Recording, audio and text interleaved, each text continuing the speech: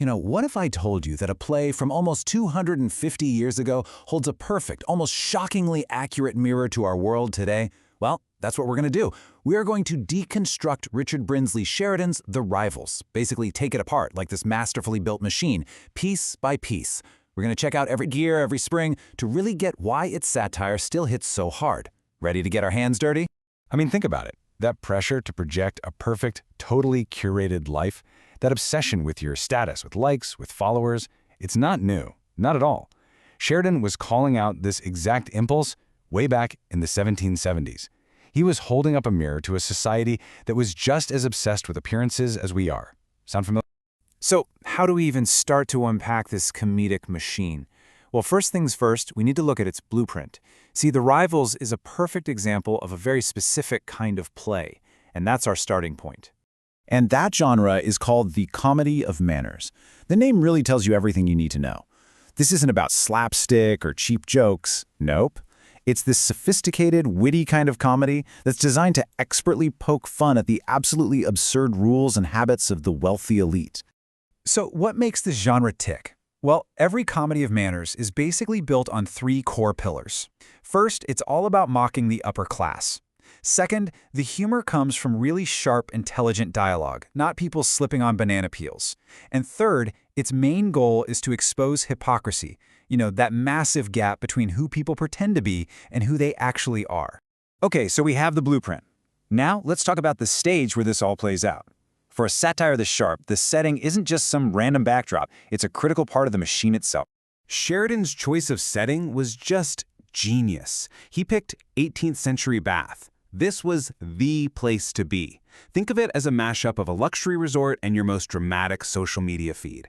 It was this total pressure cooker where the rich went to see and be seen, where gossip was like currency, and where marriage was basically a business transaction. In short, it was the perfect petri dish for watching social climbers in their natural habitat.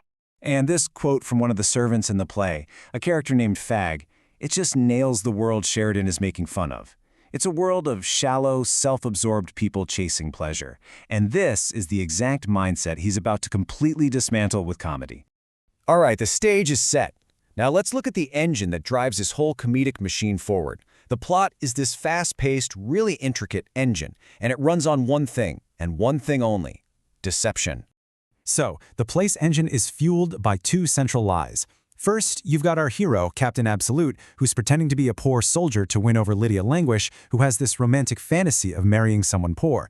At the very same time, Lydia's aunt, Mrs. Malaprop, is writing these secret love letters as a woman named Delia, but they accidentally get to Sir Lucius, who thinks he's wooing the young Lydia. It's a brilliantly constructed mess, and it's all designed to expose just how vain and foolish everyone is. And this brings us to the central joke of the play's title, The Rivals. See, these aren't real rivalries born from some deep passion. They're silly, they're completely manufactured, and they're all based on lies. And the best part? The ultimate irony?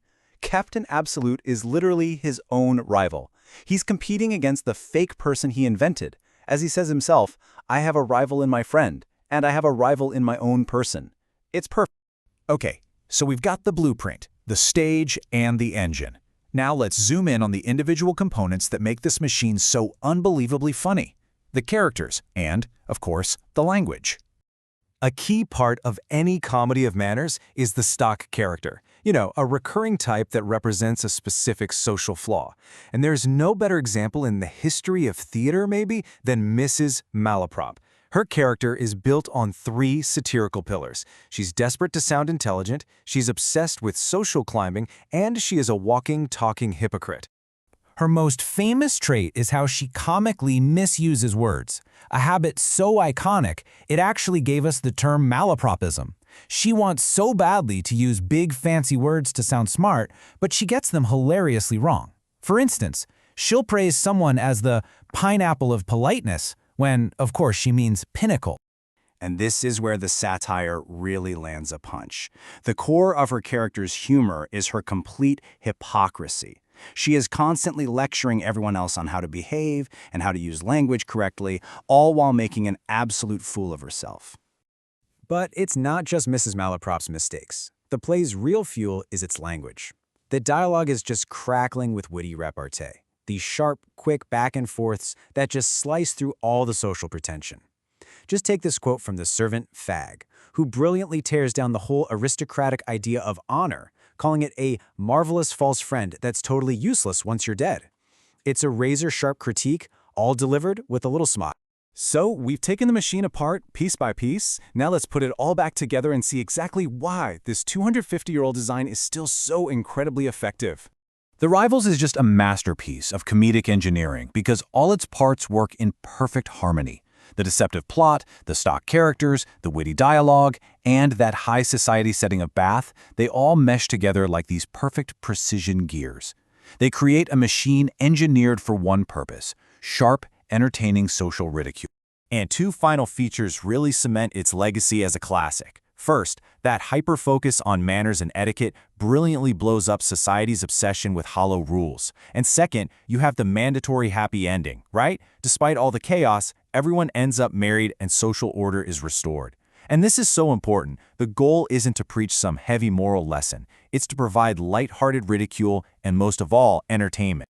So, what are the big takeaways from our deconstruction here? Well, The Rivals is a perfect specimen of the comedy of manners. It's engineered for satire down to the smallest detail. It masterfully uses language as a weapon for its critique. And, crucially, its focus on laughter over lessons is the real secret to its timeless appeal. And that brings us right back to where we started. The Rivals holds a mirror up to any society that's obsessed with image and status. Which leads me to one last question for you.